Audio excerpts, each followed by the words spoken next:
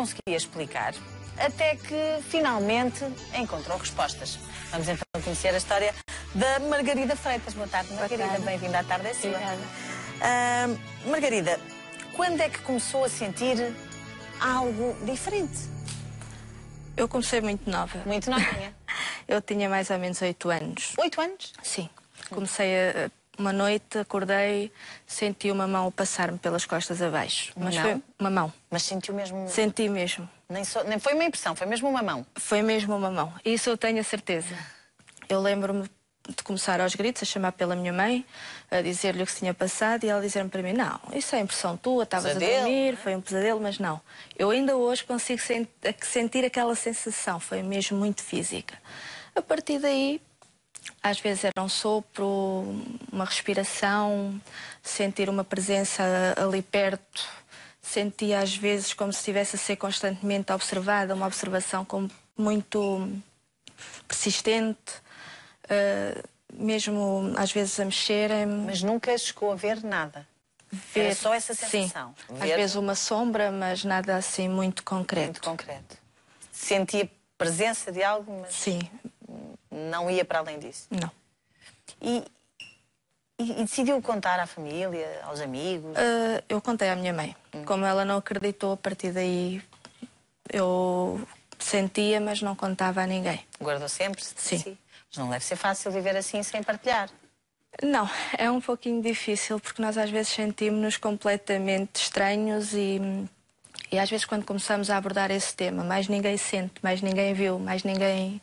Acabamos por achar que nós é que somos maluquinhos ou que temos alguma situação completamente diferente.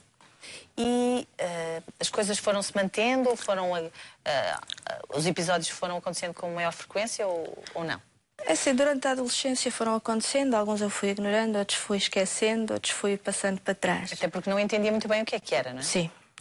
Entretanto, depois casei, quando tive o meu filho mais velho, aí sim. Que foi aconteceu? Um período bastante ativo. Com ele, ele chorava de noite e de dia.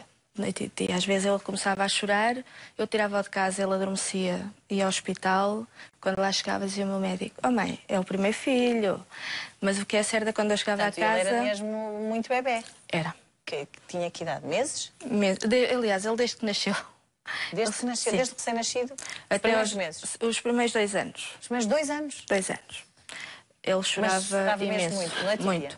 E não havia razão aparente? Não tinha? Não, eu ia com ela, não, cólicos. porque eu ia com ela ao médico e o médico dizia-me, a criança não tem nada, a criança... E estava, às vezes eu chegava ao hospital, até eu já tinha vergonha, porque ele chegava lá a dormir perfeitamente. Com Portanto, sono... Em casa é que ele não estava bem, é isso? Não. Assim que ele entrasse à porta de casa, mesmo quando regressávamos do hospital, ele começava a chorar, chorava a noite toda, se fosse preciso. E principalmente ele focava alguns pontos da casa, alguns sítios, e então aí ele desatava a chorar, chorava. E foi assim até aos 2 anos? Foi assim até aos 2 anos. Mas, por exemplo, aos 2 anos ele não estabilizou um tentava pouco. explicar, tentava perceber. A partir daí ele... alguma coisa, depois com 2 anos já vão comunicando um bocadinho. Pronto, depois entretanto nós mudámos de casa, mudámos de terra, mas as coisas continuaram. Tanto que ele muitas das vezes dizia-me que via coisas a sair da parede, que ouvia vozes, que via vultos, e foi sempre assim. E que explicações é que a Margarida encontrava para isto? É assim, eu nem queria acreditar e muito pelo contrário, assim, eu nem queria... Aquilo que eu estava a vivenciar, para mim era para esquecer completamente. Só que como as coisas eram tão persistentes e aconteciam tanta vez, houve necessidade de ver o que é que se passava. Porque já começava a ser... E, por exemplo, o seu marido, ele apercebia-se disso? Também lhe fazia perguntas? Sentiu que algo não estava diferente? Ou de todo? Assim, o meu marido inicialmente não acreditava em nada disto e para ele tudo isto era uma novidade. Mas como os acontecimentos foram sempre vivenciados a 2... Além do choro, acontecia mais alguma coisa? Com 15 dias, mais coisa, menos coisa, eu achei muita piada na altura porque nem sequer liguei uma coisa à outra. Eu deitava sempre o meu filho numa determinada posição, com tipo um travesseiro por trás, e ele foi acordar não, ele estava deitado quando eu fui ver, ao cimo da cama, completamente atravessado. Eu achei muita graça, disse ao meu marido, olha, o miúdo já se virou. Claro que não se virou, porque não há criança nenhuma com 15 dias, isso não é possível. Eles nem sequer virar de costas, quanto mais virar de posição. Só que eu olhei para aquilo, achei aquilo, pronto, foi uma gracinha da criança e não... Sim, não ligou. Não liguei. E depois? Pronto, entretanto eu tinha a avó de uma colega minha, ela era médium, e como isto se ia repetindo e repetindo e repetindo... O bebê continua a atravessar-se na cama? Não, os choros, Ah. aquelas situações todas. Mas barulhos, alguma coisa mais estranha, não ouvia? Sim. Ouvia também? Sim. De que género? Só para tentarmos perceber. Pronto, havia, por exemplo, pancadas na porta. Eu depois, posteriormente, mas isso já mais tarde, e aí já foi quando eu tomei outra decisão. Eu, quando me deitava, quando estava tudo mais calmo, nós ouvíamos no sótão que não tinha nada, não tinha ninguém, não havia maneira de ser possível. Era como se sentíssemos berlindes a cair. Mas isto assim, muito, muito tempo. Era como se caísse um berlinde, rolava. Caía outro, rolava. Caía outro, rolava. Aí sim, eu comecei a sentir algum medo. E nessa altura, por exemplo, não tinha ainda contacto, tinha tido contacto com a mediunidade, a capacidade. Para mim isso nem era uma situação Uma questão. que se ponderasse, porque eu, pura e simplesmente, Então, o que é que a fez neguei. mudar? Foi mesmo esta situação, porque isto depois começou a agudizar-se. Estes barulhos, as situações começaram a piorar. Eu procurei ajuda e a pessoa disse-me, olha, o teu problema é mais espiritual do que físico, tu não tens nada físico, tu tens é espiritual. Eu aconselhava... E quando pediu ajuda foi a quem? Foi onde? Foi a uma senhora que eu conhecia, que também já conhecia. Ela era médium, portanto. E ela disse-me, olha, vais a um centro espírita e eles lá conseguem te ajudar. Eu aqui não te posso fazer nada, tu sozinha também não vais conseguir fazer nada e eles conseguem te ajudar. Eu andei um ano. Um ano? Depois de lhe dizerem para ir a um centro espírita? Andei um ano. Um ano a decidir se ia, se não ia. Mas porquê, Margarida? Era medo? Achava que... Há muito estigma. Si. Eu acho que a sociedade ainda não está... Hoje, felizmente, começa a estar, mas não estava muito preparada para o espiritismo e o espiritismo ainda tem uma conotação muito negativa. Hoje, felizmente, com a informação que vai estando disponível, isso vai estando um pouquinho ultrapassado. Mas naquela altura... E o que é que a fez ao fim do ano mudar de ideias? Aconteceu alguma coisa? Era a continuidade dos factos, era o meu filho... Foi o acumular? Sim, o meu filho não queria estar no quarto, era os barulhos do sótão, era os barulhos daquela casa, era toda esta situação fez procurar ajuda. Eu lembro-me perfeitamente de ter ido ao centro espírita, lembro-me quando fui ao atendimento e chegar à pessoa e dizer, olha, já me disseram que eu tenho mediunidade, porque já me tinham dito, eu só quero uma coisa, é que vocês me tirem isto. Literalmente foi assim. E logo lhe explicaram, se calhar... Pronto, a pessoa riu-se. Vai poder ser. A pessoa riu-se, olhou para mim e disse assim, olha, nós podemos ajudá-la. Tirar-lhe isso é que não. Eu fiquei assim muito a olhar para a pessoa, porque a minha única intenção era mesmo tirem-me isto. Acabar com aquilo, com a sensação que senti. Comecei a frequentar o centro espírita, comecei a ler, comecei a entender que afinal a mediunidade não é nada de transcendente, é mais comum que aquilo que nós imaginamos. Às vezes o problema é que nós achamos que é uma coisa especial e que temos que sofrer por causa disto. Porque há muito essa conotação, mediunidade, sofrimento, e o termos que dedicar uma vida inteira à mediunidade como única e exclusiva atividade. E ali não, ali aprendi a lidar com o problema que tinha, que não era um problema, acaba por ser uma faculdade. E então, Margarida, o que é uma pessoa que tem a mediunidade?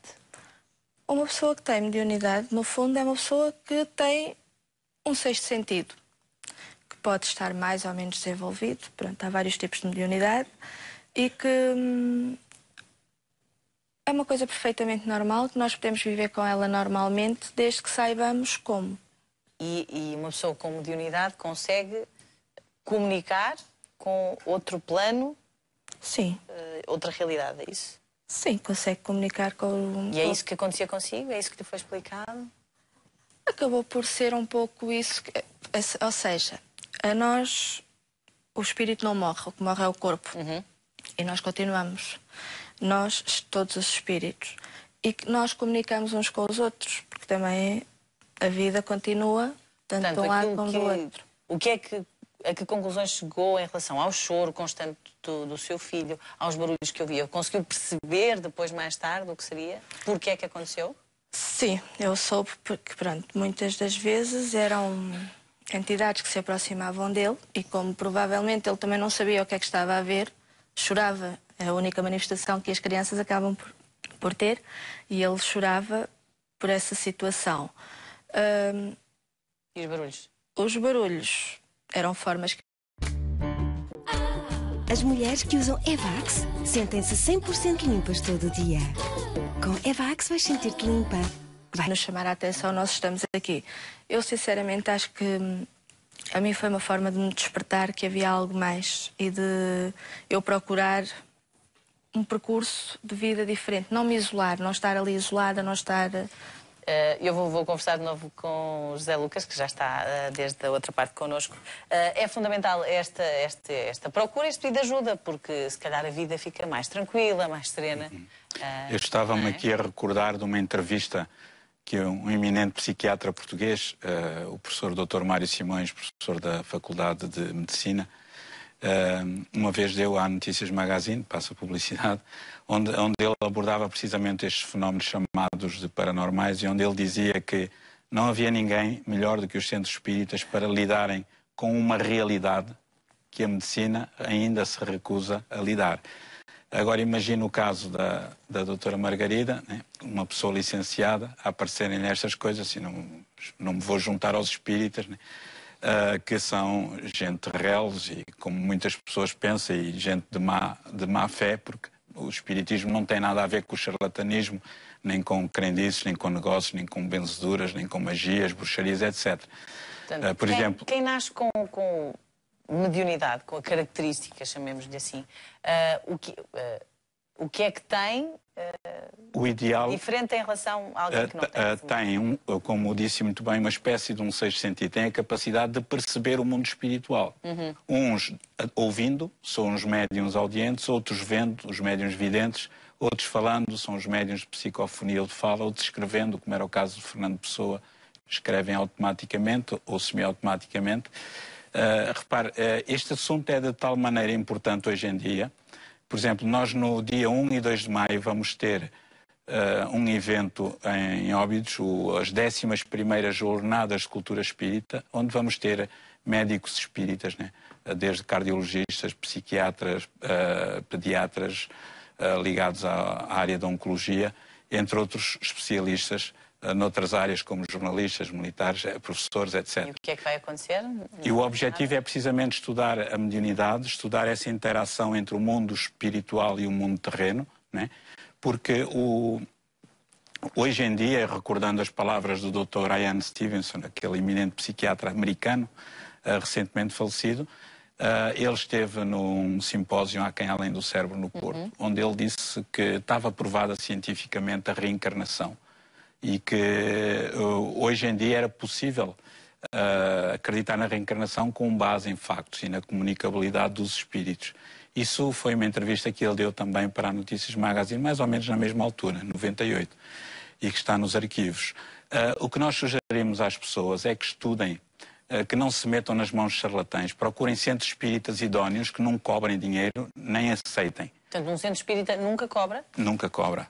O idóneo, isto é uma exatamente. Se as pessoas forem ao site ou à página na internet da Associação de Divulgadores de Espiritismo de Portugal, temos lá cerca de 100 centros espíritas em Portugal, pessoas honestas. As pessoas podem gostar mais de um centro do que do outro pelas suas afinidades. Temos inclusive um curso básico de espiritismo online na plataforma Moodle, gratuito.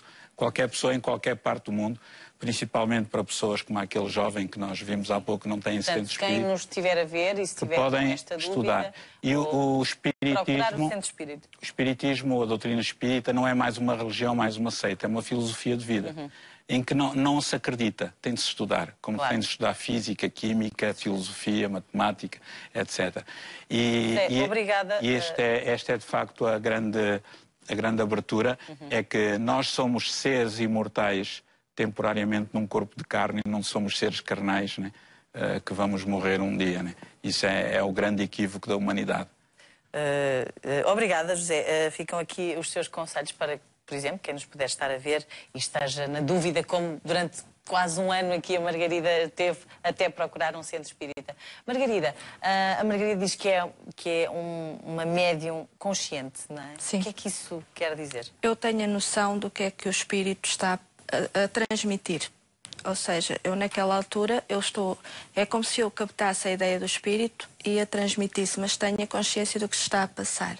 Porque há pessoas que não têm consciência, é como se estivessem completamente inconscientes e depois, quando regressam à realidade, não sabem sequer o que aconteceu. Sim. Mas que também são médiums. Sim, sim, sim. Portanto, há essa diferença na mediunidade. Entre muitas outras. Entre muitas outras, não é? Exato. Os que veem, os que ouvem. Os que veem, os que ouvem, os que escrevem. Agora, como é que a sua vida é mais tranquila? Agora já percebe o que se passa? Sim, porque eu acho que o problema é quando nós achamos que nós somos diferentes de todas as pessoas que nos rodeiam. E quando as pessoas que nos rodeiam também não percebem que nós não somos diferentes, somos iguais. Claro. Apenas temos uma característica diferente que algumas pessoas nem se apercebem que a têm. Mas que também tem, porque depois às vezes naquelas conversas banais nós acabamos por perceber... a mim um dia aconteceu isto. Exatamente, que também já aconteceu isto, já aconteceu aquilo. Margarida, mas há aqui se calhar muita gente se está a perguntar, depois de ter lidado com a realidade, com essa característica, e ter...